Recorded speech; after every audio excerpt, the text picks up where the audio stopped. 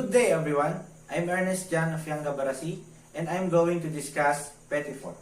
So for today's discussion, the students are expected to discuss the brief history of Petit Fours, identify the different types of Petit Fours, demonstrate decorating Petit Fours, and apply personal protective equipment or PPE. So to introduce you to the Petit Fours, and let us start with a simple introduction starting with a definition and categories. Petit Fours. It is a small confectionery generally eaten at the end of a meal with coffee or served as part of a dessert. The name is from the French Petit Fours or Petit Fours, means small oven. There are two different categories of Petit Fours. Petit Secs and Petit Glaces. Petit Secs is a small dessert such as biscuit, baked meringue, macarons, and puff pastries, while Petit Glaces are thin cakes covered with glazed icing. There are also Petit Fours which are bite-sized salted appetizers, usually served as part of cocktail parties or buffets. Now let us discuss about the history of Petit Fours. Petit Fours were traditionally made during the cooling process of coal powdered brick oven in 18th century. This was due to coal's high burning temperature relative to wood and its expenses at that time.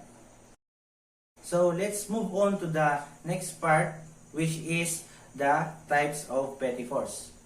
First is the Petit Glaces.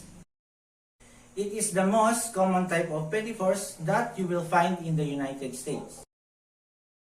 These small pastries are made from sponge cake or pound cake with layer of chocolate, fruit or buttercream in the center.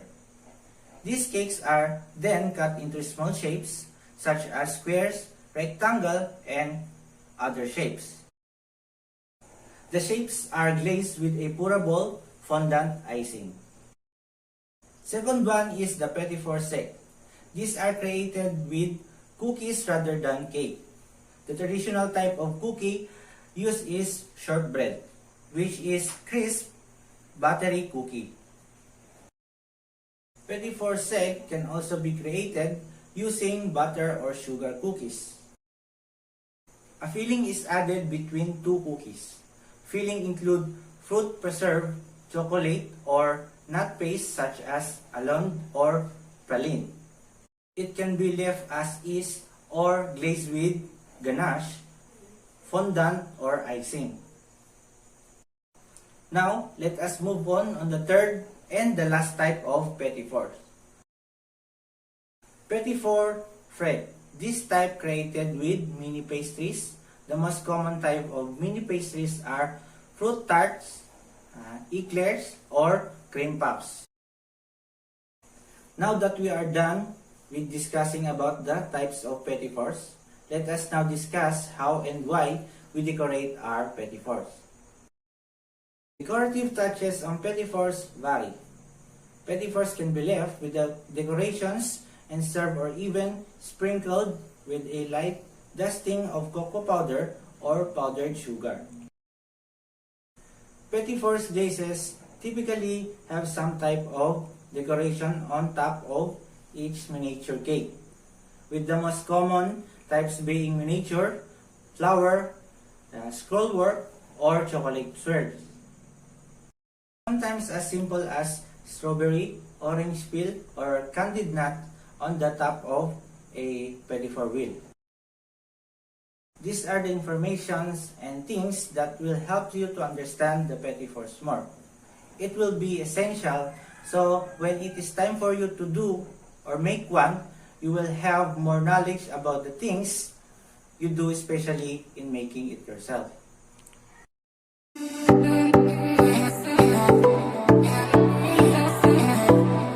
For this activity, create a 5-minute video presentation showing the procedure on making and designing your own Petit Fours.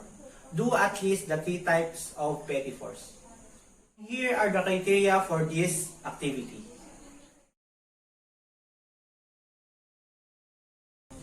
The next part show a video that will guide you on making and designing your own Petit Fours.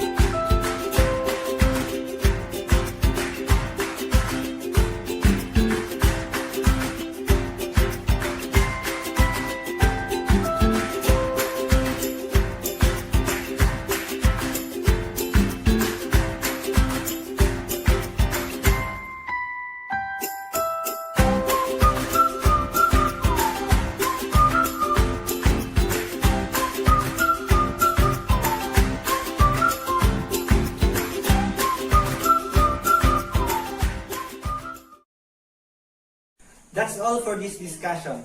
See you next lesson.